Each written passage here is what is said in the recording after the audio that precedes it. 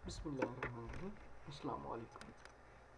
अच्छा तो बच्चों, सोशल साइकोलॉजी में हम लोगों ने रिसेंटली जो टॉपिक पढ़ा था प्रीवियस लेक्चर में, वो था गुस्सा, एग्रेशन। ठीक है ना। एग्रेशन क्या होता है, कितनी टाइप का होता है, हम कैसे कैसे जो है वो एग्रेशन शो करते हैं, ठीक है ना, किस किस फॉर्म में हो सकता है। तो ये सारी चीज़ें हमने पढ़ी थी। गुस्सा हमें क्यों आता है, किस तरह हम उसको एक्सप्रेस कर सकते हैं। ठीक है। आज हम थोड़ी सी इसी को ही आगे लेके चलेंगे, एग्रेशन को ही आगे लेके चलेंगे, लेकिन जो चीज़ें आज हम पढ़ेंगे वो इसमें ये होंगी कि हम किस तरह से गुस्से को कंट्रोल कर सकते हैं, कौन कौन सी चीज़ें हमारे गुस्से को बढ़ा सकती हैं और कौन कौन सी चीज़ें हमारे गुस्से को कंट्रोल कर सकती हैं। तो सबसे पहले तो मैं आपको ये बता दूं कि कोई भी है, कोई भी इंसान है, उसको गुस्सा आ सकता है, किसी भी इंसान को। ठीक है। किसी भी सूरत में जो है उसको गुस्सा आ सकता है, तो ये कोई बड़ी बात नहीं होती किसी के गुस्सा करने की। लेकिन ये है बेटा कि उस गुस्से का एक्सप्रेशन कैसे देना है, ठीक है ना, सेल्फ कंट्रोल कैसे रखना है, अगर गुस्सा आ गया है तो उसको कंट्रोल कैसे करना है, ठीक है ना, या गुस्से को ओवरकम या एलिमिनेट कैसे करना है। तो ये चीज़ें जो है हमें पता होनी चाहिए, क्योंकि बेटा जो भी चीज़ है ना, गुस्से में आप कोई भी काम करें, कोई भी चीज़ करें, तो वो हमेशा आपको जो है वो नुकसान देती है। Aggression always page. ठीक है ना। एग्रेशन आपको हमेशा पे करना पड़ता है। वो किसी फॉर्म में भी हो सकता है, in form of money, in form of time, in a form of relationship. आपको हमेशा जो है वो पे करना पड़ता है। सो इस्लाम में भी जो है इस चीज़ को मुकम्मल तौर पे जो है मना किया गया है। गुस्से में आप सल्लल्लाहु अलैहि वसल्लम ने इरशाद फरमाया है कि अगर आपको गुस्सा आया हुआ हो, आप खड़े हों तो आप बैठ जाएं, बैठे हों तो आप लेट जाएं। क्यों ये कहा गया है? वो इसलिए कहा गया है कि जो है ये गुस्सा जो है ये एक अच्छी चीज़ नहीं है, ये बुरी चीज़ है। तो गुस्से में किए गए फ़ैसले भी इंसान के गलत होते हैं, एक्शंस भी गलत होते हैं, काम भी गलत होते हैं। तो इस हिसाब से तो चलते हैं, थोड़ा सा एग्रेशन को रिवाइज करते हैं और उसके बाद आज अपने नेक्स्ट लेक्चर की जाना मूव करेंगे। एग्रेशन क्या था? एग्रेशन जो था वो फिज़िकल या वर्बल बिहेवियर था जो किसी भी इंसान को जो है वो नुकसान दे सकता है। ठीक है जी। तो दो तरह का था ये, फिज़िकल था और वर्बल था। फिज़िकल जो है वो क्या था कि जब आप किसी दूसरे इंसान को हर्ट करते हैं, ठीक है ना, फिज़िकली,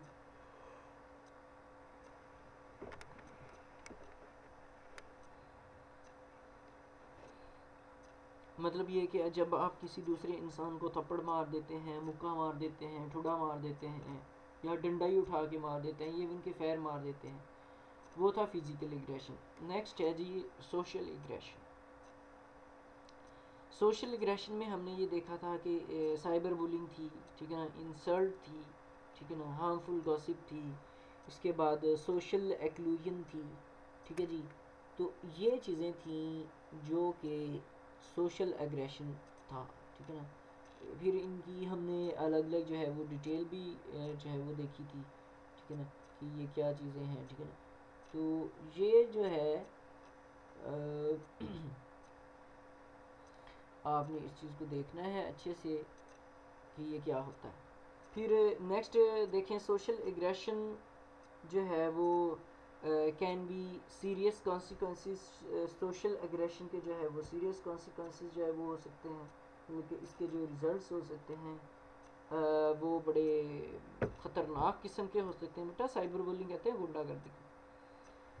तो social aggression can have serious consequences with victim suffering from depression and sometimes happen in several well publicised cases. Like इसमें जो है वो सुसाइड भी आ सकता है, ठीक है ना। तो ये चीज़ें भी इसमें जो है वो हो सकती हैं, क्योंकि गुस्से में जो है इंसान इवन के सुसाइड जो है वो भी अटैम्प्ट कर सकता है। या आप अगर किसी की बहुत ज़्यादा जो है वो कर रहे हैं, अपना इंसल्ट कर रहे हैं, तो वो इस चीज़ से जो है वो घबरा भी सकता है, ठीक है ना। मकसद कहने का ये है कि गुस्से में कुछ भी जो है वो उल्टा सीधा आप कर सकते हैं।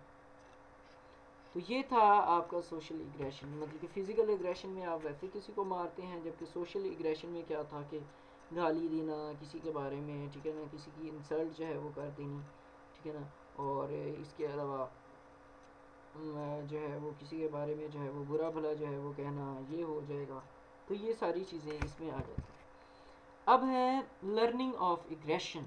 जो आज का हमारा रिसेंट टॉपिक है वो है जी लर्निंग ऑफ एग्रेशन, कि गुस्सा हमें किस तरह से आता है या हम गुस्से को कैसे सीखते हैं। बहुत ज़्यादा थ्योरीज हैं बेटा इस हवाले से। देखें, theories of aggression based on instinct और frustration assume that hostile urges erupt from inner emotions which naturally push aggression from within। तो बहुत ज़्यादा जो थ्योरीज हैं इस हवाले से वो तो यही कहती हैं कि आपका जो गुस्सा है ना वो आपके अंदर से ही आता है, मतलब कि ये एक बिल्टिन है। एग्रेशन का जो प्रोसेस है ये एक बिल्टिन करेक्टरिस्टिक्स है किसी इंडिविजुअल की, तो उसको ये अंदर से ही गुस्सा आता है, जो आहिस्ता आहिस्ता जनाब वो फिर बाहर अपने इमोशंस के ज़रिए, अपने एक्शंस के ज़रिए, अपनी लैंग्वेज के ज़रिए, अपनी टॉकिंग के ज़रिए जो है वो दूसरे लोगों तक पहुँचाता है, या अपने उस गुस्से को अपने अंदर से निकाल कर पुश करता है लोगों के अंदर। है बात समझ आएगी कि नहीं? देखें ना, हमें गुस्सा है वो तो हम फिज़िकली अनकंफर्टेबल फील कर रहे होते हैं, लेकिन जब हम 3-4 लोगों को अच्छी खासी सुना दें तो वही जो हमारा गुस्सा है वो ठंडा हो जाता है। ठंडा कैसे होता है कि हम उस गुस्से को लोगों के अंदर कन्वर्ट कर देते हैं, लोगों को डांट डपट देते हैं, तो हमारा अंदर की जो अनसेटिस्फाइड कंडीशन थी वो अब सेटिस्फाइड कंडीशन के अंदर कन्वर्ट हो जाती है, ठीक है ना। So social psychologist also contend that learning pulls aggression out of us.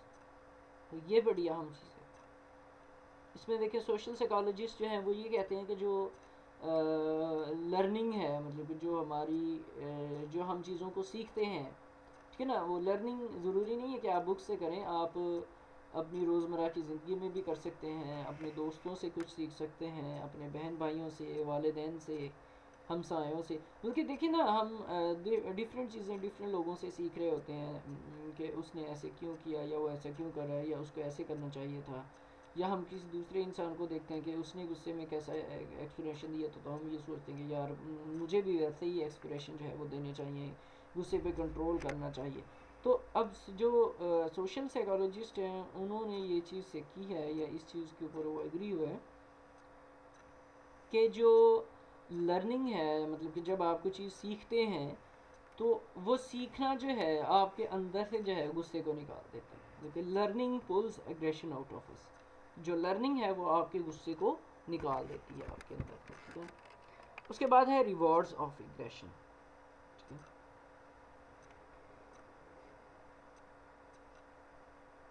Bye experience and by observing others, मतलब कि एक्सपीरियंस से अपनी ज़िंदगी के रोज़मर्रा के जो तजर्बात हैं उनसे, या हम दूसरे लोगों को देखने के बाद we learn that aggression often pays. हम यही देखते हैं कि एग्रेशन जो है वो हमेशा, पेस का क्या मतलब है बेटा, कि बदले में आपको गुस्सा जो है उसके बदले में आपका कोई ना कोई नुकसान होता है। इसका मतलब ये होता है कि लर्न एग्रेशन ऑफन पेस, कि गुस्सा जो है वो कोई ना कोई हमेशा आपको नुकसान पहुंचाएगा। So experiments have transformed animals from docile creatures into ferocious fighters. Docile कहते हैं सुकून वाले, फरीशियस फाइटर्स को कहते हैं बड़े, मतलब कि वो एक एक्सपेरिमेंट ये देखा गया है कि वो जानवर जो कि बिल्कुल ही अपनी रोज़मर्रा की ज़िंदगी में बिल्कुल शरीफ थे, उनको उन्होंने बदमाश या गुंडा बना दिया। मतलब कि डोसाइल कहते हैं बहुत शरीफ को, एक नॉर्मल जो बिहेव करता है, ठीक है ना। तो डोसाइल क्रिएचर्स को गुस्से ने जो है फिरोशियस फाइटर्स के अंदर जो है वो कन्वर्ट कर दिया। सो सेवरल डिफीट्स, बहुत ज़्यादा जो है वो शिकस्तें ऑन द अदर है क्रिएट्स सबमिसिवनेस। मतलब कि अगर आप बहुत ज़्यादा नाकाम हो रहे हैं तो उससे भी जो है आपका गुस्सा कम हो सकता है। मतलब कि सबमिसिवनेस की जो कंडीशन है वो आपके अंदर आ सकती है, किसकी वजह से, बहुत ज़्यादा अगर आपको डिफीट्स हो रही हैं या आप बहुत ज़्यादा आपको नाकामियाँ हो रही हैं, तो भी आप के अंदर से जो गुस्से की लहर है वो कम हो सकती है, गुस्सा इससे कम हो जाता है, ठीक है ना। सो द सेम, मतलब कि आप मायूस जब हो जाते हैं तो ज़ाहिर बात है, जब कोई इंसान जो है वो मायूस हो जाता है तो वो बिल्कुल खामोश हो जाता है, चुप हो जाता है, ठीक है ना। तो बहुत ज़्यादा जो नाकामियाँ हैं वो भी आपको जो है वो सबमिसिवनेस की जानब जो है वो लेके जा सकती हैं। तो same is true of terrorist act, वो करके बिल्कुल इसी तरह से जो टेररिस्ट हैं, जो दहशत गर्द हैं, उनके जो दहशत गर्दी करते हैं, जो बॉम्ब डिस्पोजल है या कोई भी किसी किस्म की है, तो वो कहता है कि वो उनके लिए भी बिल्कुल ऐसे सी है, ठीक है ना। तो same is for terrorist, which enables powerless people to garner widespread attention, जो कि वो कह रहा है कि जो आम लोगों को, पावरलेस कहते हैं कि जिन लोगों के पास असला नहीं होगा, जो आम शहरी होंगे, उनकी अटेंशन जो है वो बहुत ज़्यादा हासिल करते हैं। देखें ना कैसे कि देखें, the primary target of suiciding bomb attacks are not those who are injured but those who made to witness it through the media coverage। देखिए बेटा, जब वो कह रहा है कि जो बम डिस्पोजल है उसमें असल जो विक्टिम होते हैं वो लोग नहीं होते जो मार जाते हैं या जो ज़ख्मी होते हैं, बल्कि वो लोग होते हैं जो उसको जो है वो गवाही बनाते हैं, मतलब कि दिखाते हैं, मीडिया कवरेज देते हैं वो, ठीक है ना, वो होते हैं वो। इस हिसाब से देखें कि अगर आप ये देखते हैं, लोगों को मरता हुआ देखते हैं या किसी आफत को देखते हैं, तो आप उस चीज़ से डर जाते हैं, ठीक है ना। आपके अंदर जो है वो उसके अंदर डर खौफ पैदा हो जाता है। या आप ऐसी चीज़ को देखते हैं जैसे कि आप देखते हैं कि आपके कोई किसी बहन भाई को या मुसलमानों को जो है वो, जैसे आप देखें कश्मीर में जो है वो मुजालिम हो रहे हैं, या फ़लस्तीन वगैरह में जो मुजालिम जो है वो हो रहे हैं, तो जब आप उस तरह की चीज़ें देखते हैं तो फिर आपको गुस्सा आता है। आप देखते हैं तो फिर आपको गुस्सा आता है, आपका दिल करता है कि आप भी जाकर जिहाद करें या उन लोगों के साथ लड़ें। तो बिल्कुल इसी तरह से वो कह रहा है कि जो प्राइमरी टारगेट है सुसाइड बॉम्बिंग का, उसका वो यही एग्जांपल दे रहा है कि वो लोग नहीं है जो इंजर्ड होते हैं, बल्कि वो जो इसको मीडिया की कवरेज देते हैं। तो इस तरह से ये चीज़ें जो हैं, इससे गुस्सा आप कम भी कर सकते हैं और इसको जो है वो आप बढ़ा भी सकते हैं। उसके बाद है ऑब्जर्वेशनल लर्निंग। ऑब्जर्वेशनल लर्निंग से मुराद ये है कि जब आप किसी चीज़ को ऑब्ज़र्व करते हैं। अच्छा, रिवार्ड ऑफ एग्रेशन जो है, इसमें ये भी आप देख सकते हैं कि देखें समटाइम्स बच्चों के गुस्से को कम करने के लिए या किसी चीज़ को कम करने के लिए हम उन्हें कोई इनाम दे देते हैं या टॉफ़ी दे देते हैं, ठीक है ना। तो ये भी है कि हम एग्रेशन को इन शेप ऑफ रिवार्ड भी जो है इसको कम कर सकते हैं, ठीक है ना, in shape of reward. So next देखिए, ऑब्जर्वेशनल लर्निंग है।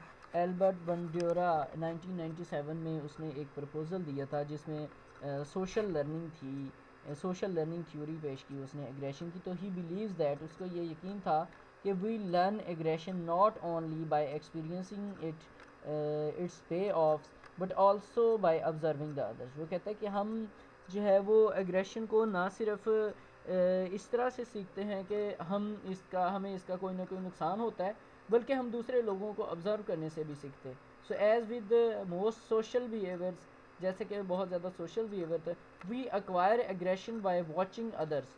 हम दूसरे लोगों को देखने से जो है वो गुस्सा लेते हैं। Acts and nothing the consequences. ज़ाहिर बात है बेटा, देखो आप अगर लड़ाई वाली वीडियोस देखेंगे और इस तरह की चीज़ें देखेंगे जिसमें लोग ज़्यादा लड़े, तो आपके अंदर भी एग्रेशन आ जाएगा। अगर आप लोगों को पीसफुल देखेंगे तो आप भी पीसफुल हो जाएंगे। बात ऐसी है कि नहीं। तो बहुत ज़्यादा लोग आपने देखा होगा कि ये भी एक्सपेरिमेंट्स किया गया कि उन लोगों में गुस्सा ज़्यादा देखा गया जिनको एक्शन मूवीज़ दिखाई गई हैं या ऐसी मूवीज़ दिखाई गई हैं जिसमें लड़ाई जंगें होती थी, बजाय उनके उन लोगों में जिनमें जो है वो नहीं होता था। इसकी बड़ी एक आम सी एग्जांपल मैं रोज़मर्रा की ज़िंदगी में दूंगा। आजकल अर्तुगरुल गाज़ी या उस्मान गाज़ी वाली सीरीज़ चल रही हैं, तो बच्चे वो बड़े शौक़ से देखते हैं, बड़े भी देखते हैं। तो बहुत ज़्यादा आपने देखा होगा कि सोशल मीडिया पे ऐसी वीडियोस वायरल हुई हैं जिसमें लोग जो है उनकी तरह एक्ट कर रहे हैं। तो देखें, वो उनको देख देख के भी लोगों के अंदर भी एग्रेशन जो है वो आ जाता है, बिल्कुल वैसे लड़ने वाला। ये चीज़ें होती हैं फिर, ठीक है ना। So a pre school child is put to work on a interesting art activity. तो एक परी स्कूल चाइल्ड को जनाब एक इंटरेस्टिंग आर्ट एक्टिविटी के अंदर लगा दिया गया, ठीक है ना। So an adult is in another part of the room, एक बड़ा जो है वो दूसरे कमरे के दूसरे हिस्से में था। Where there is are tinker toys, जिसमें टिंकर वाले टॉयज वो टिंकर बेल वाले, तो वो टिंकर टॉयज थे और मैलेट थे और बिग इन्फ्लेटेड बबलू डॉल था, बोबो डॉल था। So after a minute of working with the tinker toys, the adult gets up and for almost 10 minutes attacks the inflated doll। क्योंकि वो कह रहा है कि जो बड़ा था उसने उस टिंकर टॉयज को देखा 10 मिनट के लिए, उसके बाद उसने जनाब साहब उस इन्फ्लेटेड डोल को, इन्फ्लेटेड से मुराद है वो जिसमें हवा शवा भरी हुई है, उसको जनाब उसने उसके ऊपर अटैक करना शुरू कर दिया। She pounds it with the mallet, kicks it and throw it while yelling, sock him in the nose, knob him, so kick him। मतलब कि उसने जो बड़ा था उसने उस बच्चे के सामने उसको मारना पीटना शुरू कर दिया, तो थोड़ी देर के बाद बच्चे ने भी वैसा ही करना शुरू कर दिया। बात समझ आ गई कि नहीं। अच्छा, आप अक्सर ये देखते होंगे रोज़मर्रा ज़िंदगी में भी, आपके घरों में भी छोटे छोटे बच्चे हैं, तो अगर आप उनके सामने पिल्लों को मारेंगे या किसी चीज़ को मारेंगे तो वो भी वैसे ही करना शुरू कर देंगे। तो इससे हम क्या सीखते हैं, इससे हम ये सीखते हैं कि जो ऑब्ज़र्वेशनल लर्निंग है वो भी बहुत ज़्यादा अफेक्ट करती है हमारे एग्रेशन के ऊपर। जो ऑब्ज़र्वेशन के हम जो दूसरे लोगों को जैसा करता हुआ देखेंगे तो हम जो है हम भी वैसे जो है एक्शंस जो हैं वो लेना शुरू कर देते हैं। नेक्स्ट इसमें है environmental influences on the aggression, किस तरह से जो हमारा माहौल है वो किस तरह से हमारे गुस्से के ऊपर असरअंदाज होता है। देखें, social learning theory offers the perspective from which we can examine the specific influences on the aggression के, जिसमें हम एग्रेशन के ऊपर एक ख़ास किस्म की जो है असरअंदाज होती है या एक ख़ास किस्म की जो हमारी तवज्जो under what conditions we crash, हम ये देखेंगे कि किस तरह से हम किस कंडीशंस में हमें गुस्सा आता है। तो what environmental influences pull our trigger, तो ये सारी चीज़ें जो है हम देखेंगे कि किस तरह से जो है इन्वायरमेंट हमारे सोशल या एग्रेशन के ऊपर जो है वो इफ़ेक्ट करता है। उसके बाद है पेनफुल इंसिडेंसेस। अब बहुत ज़्यादा रिसर्चेस की गई हैं, लाइक रिसर्चर्स नेथन एजरिन 1967 में was doing experiment with laboratory rats, उसने लेबॉरेटरी रैट्स के ऊपर एक्सपेरिमेंट किए इनके जो कि एक पिंजरे में थे, wired to deliver the electric shock in the animals feet. तो उसने जनाब एक पिंजरे में चूहे रखे और उनके पाँव के ऊपर इलेक्ट्रिकल शॉक लगाए।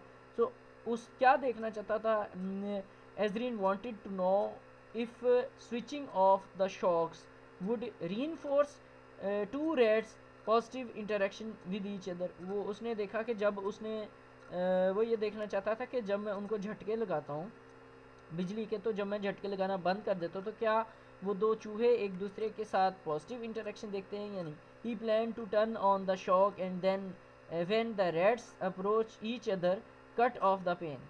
तो जब चूहे एक दूसरे के पास गए, पहले उसने उनको करंट दिया, झटके दिए करंट के, जब चूहे एक दूसरे के पास पहुंचे तो फिर उसने जो है वो करंट देना या झटके देना जो है वो बंद कर दिया।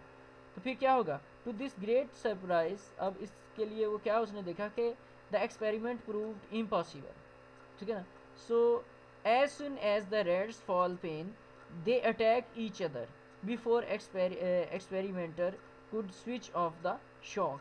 मतलब कि जैसे ही उन्होंने पेन को फेल किया उस झटकों के, तो उन्होंने एक दूसरे के ऊपर अटैक करना शुरू कर दिया, यहाँ तक कि मतलब कि उस एक्सपेरिमेंटल के स्विच ऑफ करने तक उन्होंने से पहले तक उन्होंने एक दूसरे के ऊपर अटैक किया। So greater the shock and pain and more violent the attack, मतलब कि जितना वो ज़्यादा उन लोगों को झटका देता था चूहों को, उतनी ज़्यादा बुरे तरीके से वो लड़ते थे, ठीक है ना। So the same effect occurred across long list of species including that cats, turtles and snakes. The animals were not selective about their targets, so they would attack animals of their own species and those of a different species or stuffed dolls, even tennis balls। मतलब कहने का ये है कि जब हम painful incidents हमारे पास होते हैं, देखिए हमारे साथ अगर कोई हम तकलीफ़ में होते हैं तो हमें गुस्सा ज़्यादा आता है, तो जब हम रिलैक्स होते हैं तो फिर हमें गुस्सा नहीं आता। तो इसी तरह से जो उसने तजुर्बा किया कि जब उसने इलेक्ट्रिकल शॉक्स लगाए उन चूहों को, तो जब तक उसने इलेक्ट्रिकल शॉक्स देता रहा तब तक जो चूहे थे वो एक दूसरे के साथ ज़्यादा लड़े, इवन के जितना ज़्यादा उसने उनको इलेक्ट्रिकल शॉक दिया उतना ही ज़्यादा जो है वो जो चूहे हैं वो एक दूसरे के साथ लड़ते रहे, ठीक है ना। तो इसी तरह से हम भी देखें, अगर हम मुसीबत में होंगे, हम किसी परेशानी में होते हैं तो फिर हम चिल्लाते हैं दूसरे लोगों पे, हमें ज़्यादा गुस्सा आता है, लेकिन जब हम रिलैक्स होते हैं तो फिर हमें गुस्सा नहीं आता। नेक्स्ट है जी हीट। तो अच्छा, गर्मियों में लोगों को गुस्सा ज़्यादा आता है या सर्दी में, ज़रा ये सोचें आप। गर्मियों में लोगों को लेकिन ये अक्सर लोग आकर अगर आप इसे गर्मियों में लड़ते हैं तो हम कहते हैं यार लगता है इसको गर्मी ज़्यादा लगी, इसको पानी पिलाओ, है ठंडा करो इसको। तो ज़ाहिर बात है uncomfortable environment also heightens the aggressiveness, ठीक है ना, एग्रेसिव टेंडेंसीज, ऑफेंसिव ऑर्डर्स, ठीक है ना। इसके बाद गंदी खुशबुएँ, cigarette smoke and air pollution have all been linked with aggressive behaviour. तो ये सारी चीज़ें आपको एग्रेसिव बिहेवियर की जानब ले जाती हैं। But the most studies experiment irritant is heat. लेकिन ज़्यादातर स्टडीज़ में ये देखा गया है कि जो ज़्यादातर इरिटेंट है जिसकी वजह से लोगों को गुस्सा आता है वो है heat. So William Griffith found that compared with the students who answered questionnaires in a room with normal temperature, those who did not so in an uncomfortably hot room, ठीक है ना। वो कहता है कि वो बच्चे जिनको एक नॉर्मल रूम टेम्परेचर में रखा गया था उन्होंने क्वेश्चनियर के अच्छे जवाब दिए उन लोगों की निस्बत जिन लोगों को एक गर्म माहौल में रखा गया था 90 डिग्री फ़ारेनहाइट के ऊपर। So reported feeling more tired and aggressive and express more hostility towards the stranger. मतलब कि जब वो ज़्यादा गर्मी वाले माहौल में रहे तो वो ज़्यादा उनके अंदर जो है वो गुस्सा और एग्रेशन आ गया एज़ कम्पेयर टू उस वक्त जबकि वो कम गर्मी वाले माहौल के अंदर थे। So follow up experiments revealed that, जो बाद फॉलो अप का मतलब होता है बेटा एक चीज़ करने के बाद फिर दोबारा उस चीज़ को फॉलो करना, मतलब कि एक एक्सपेरिमेंट आपने पहले किया और उसके बाद अगर आप सेकंड एक्सपेरिमेंट करते तो उसको फॉलो अप एक्सपेरिमेंट करें। So follow experiment revealed that heat also triggers retaliation in response to an attack और इंजरी, ठीक है ना। सो हीट भी जो है इस चीज़ के ऊपर इफेक्ट करती है। उसके बाद देखिए अटैक्स, बीइंग अटैक्ड और insulted is especially conducive to the aggression, मतलब कि या आपके ऊपर अटैक किया जाए या आपकी अगर इंसल्ट की जाए तो फिर आपको गुस्सा आता है। तो several experiments confirm that international attacks been retaliatory attacks, ठीक है ना। सो उसका भी यही होता है कि ख़ास तौर पे जो इंटरनेशनल अटैक्स हैं वो इसी वजह से किए जाते हैं कि उन कंट्रीज़ के ऊपर पहले किसी दूसरे कंट्री ने अटैक किया होता तो उसी के हिसाब से वो फिर खुद भी जो है वो अटैक करते हैं। So in most of the experiment one person competes with another in reaction time, ठीक है ना। वो कह रहे हैं कि मोस्ट जो है वो एक्सपेरिमेंट्स में जो है वो यही देखा गया है कि एक पर्सन जो है वो कम्पीट करता है दूसरे पर्सन के साथ रिएक्शन टाइम में। फिर है जी क्राउडिंग। सो क्राउडिंग कहते हैं रश को। Crowding the subject feeling of not having enough space is stressful. अच्छा एक और बात देखें, बस भरी हुई हो और बैठने के लिए भी जगह ना हो या बहुत ज़्यादा रश है तो उसमें आप ज़्यादा गुस्सा करते हैं एज़ कम्पेयर टू जब आप रिलैक्स बैठे हो, ठीक है।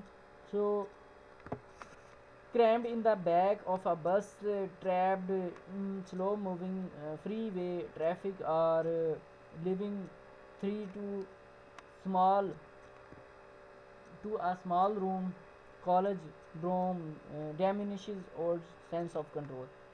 तो जब आप रश वाली जगह में क्राउडिंग में रहते हैं या एक कमरे में 10-10 लोग हैं तो वो ज़्यादा लड़ेंगे एज़ कम्पेयर टू जब एक कमरे में एक लोग होंगे या दो लोग होंगे। तो उसके बाद है रिड्यूसिंग एग्रेशन, हम किस तरह से अपने गुस्से को कम कर सकते हैं, ये बड़े अहम पॉइंट्स हैं इसकी तरफ देखें।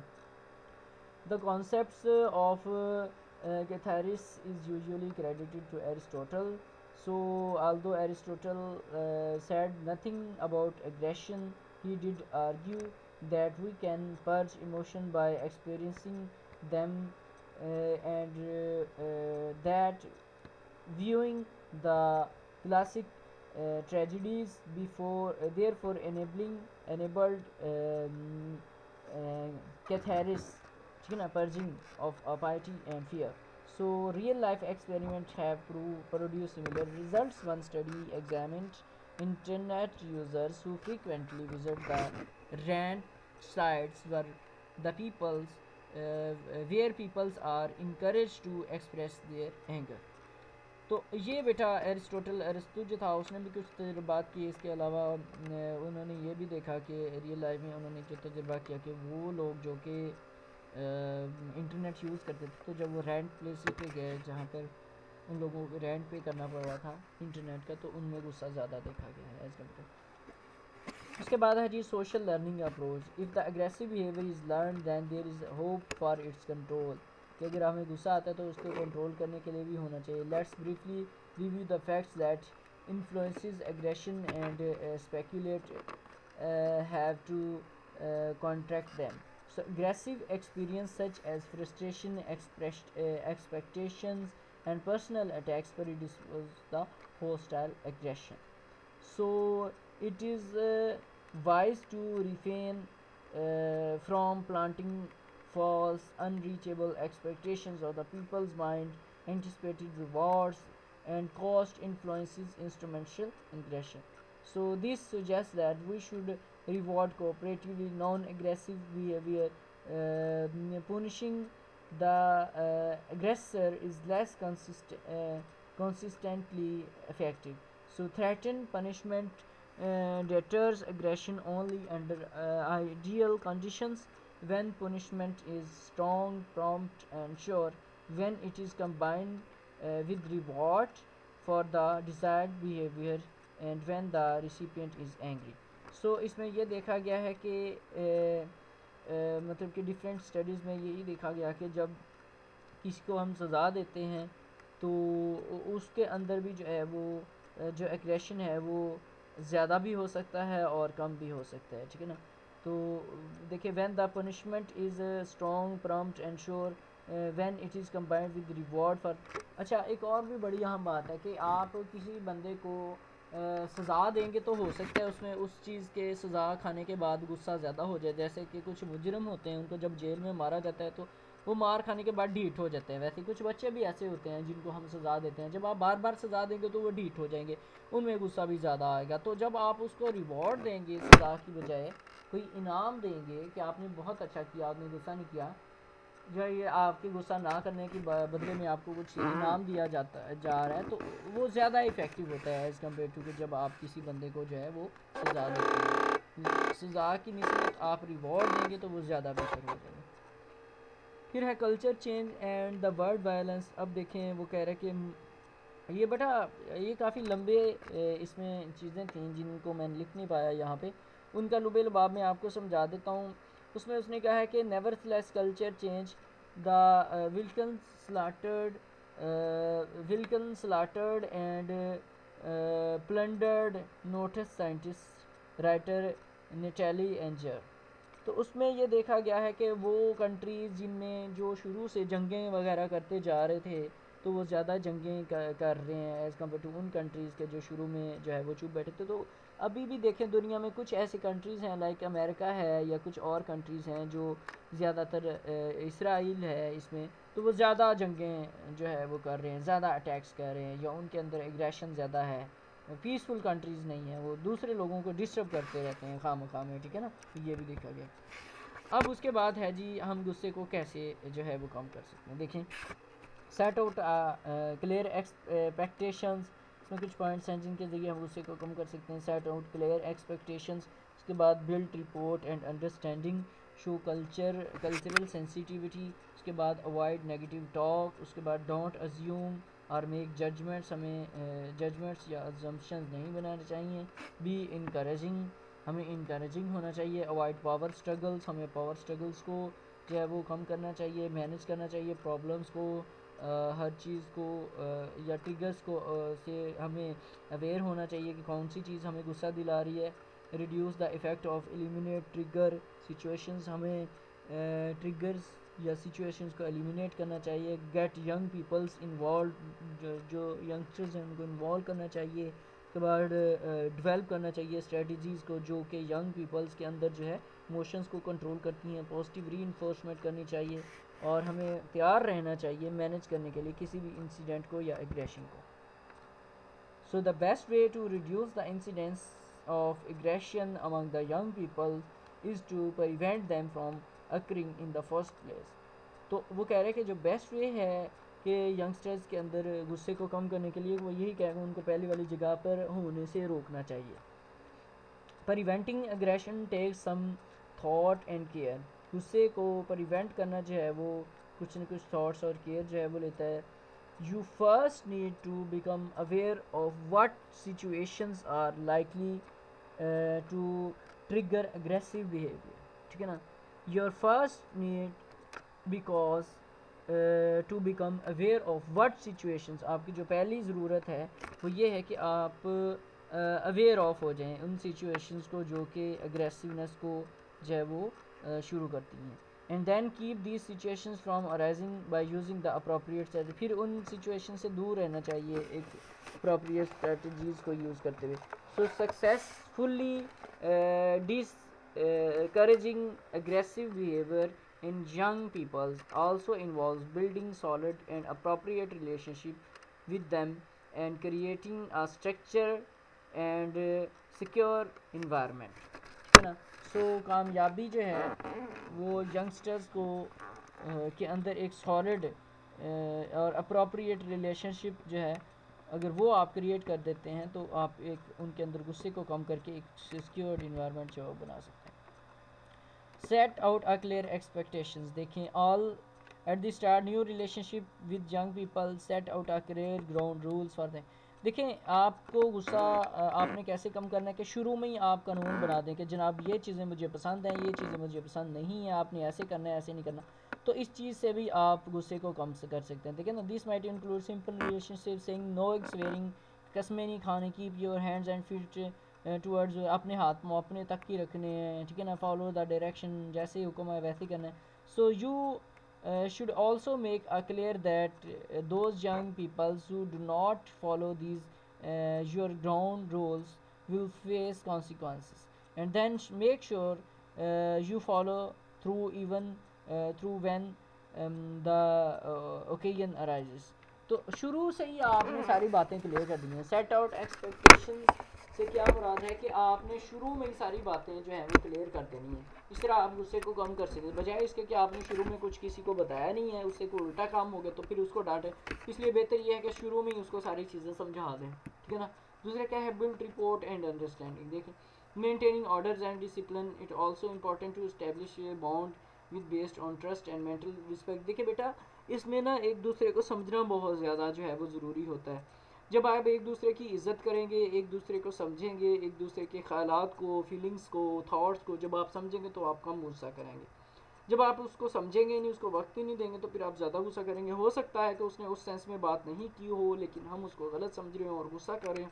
तो इसी तरह से दूसरे लोगों को समझना, उनके थॉट्स को समझना, उनकी फीलिंग्स को समझना, ये होना चाहिए। सो consider finding out if there is an adult that respects and likes and why, and try to model some of the positive trails।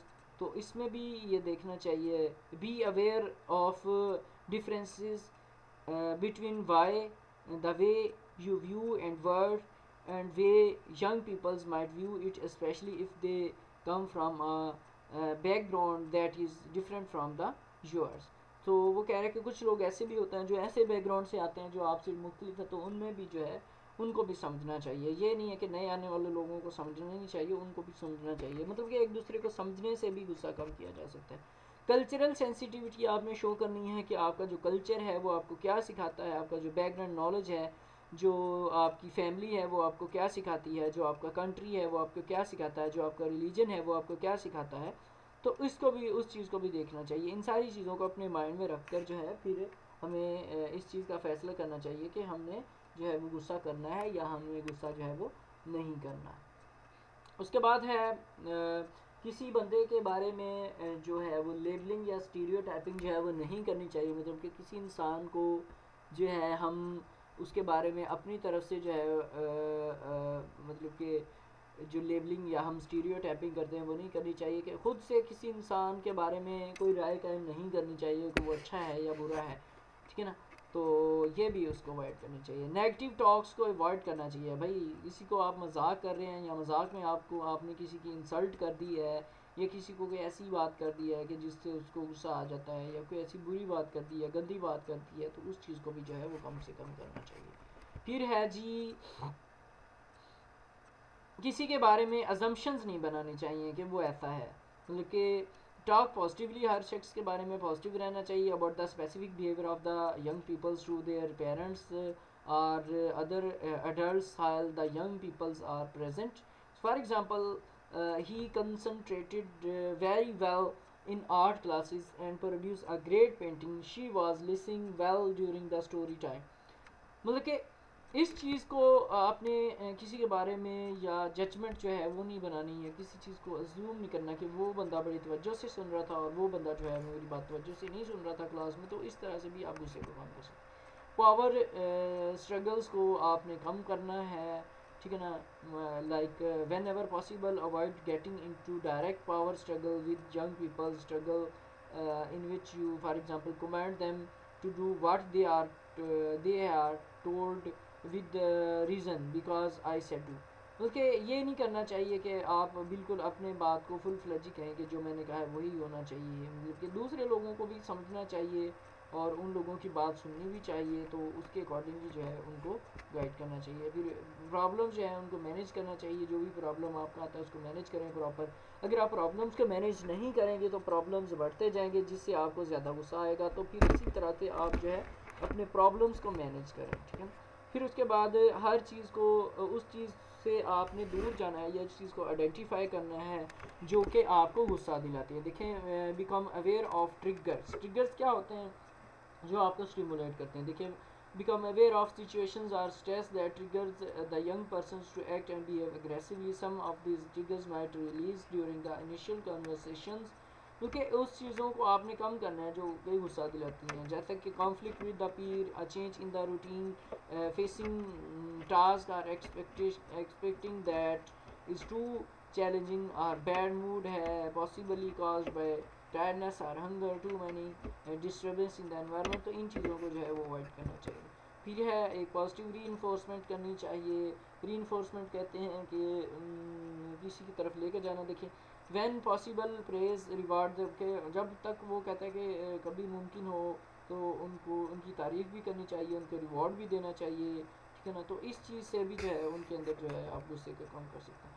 सो फिर है जी, गेट यंग पीपल्स इन्वॉल्व। आप दूसरे लोगों को इन्वॉल्व कर सकते हैं। देखिए, किसी को आप गुस्से इससे भी कम कर सकते हैं कि आप उसको भी उसी चीज़ में इन्वॉल्व कर दें। ऐसा होता है कि नहीं, कि आपने अगर किसी को किसी प्रॉब्लम में इन्वॉल्व नहीं किया तो उस चीज़ पे गुस्सा कर देगा। जब आप उसको भी इन्वॉल्व कर देंगे, उसको हकीकत सारी समझ आ जाएगी, तो फिर इस तरह से वो गुस्सा जो है वो कम करेगा। बट ये कुछ स्ट्रेटजीज़ थी जिनके ज़रिए जो है हम जो है गुस्से को कम कर सकते हैं। तो आज का जो हमारा टॉपिक है एग्रेशन वाला, वो यहाँ पर एंड होता है। हमने एग्रेशन देखा है, इसकी टाइप्स देखी हैं, फिज़िकल और जो है वो सोशल एग्रेशन है, किस तरह से होता है, हम किस तरह से इसको कम कर सकते हैं, कौन सी चीज़ें इसको ज़्यादा करती हैं, ठीक है ना। तो ये सारी चीज़ें हमने देखी हैं। बाकी आपने हर अपनी उस चीज़ को जज करना है जिससे आपको गुस्सा आता है, और उस चीज़ को भी आपने जज करना है जिसके ज़रिए आपका गुस्सा कम होता है। तो कोशिश करें कि इसके ऊपर जो है वो आप कंट्रोल करें। Thank you so much. अल्लाह हाफिज़।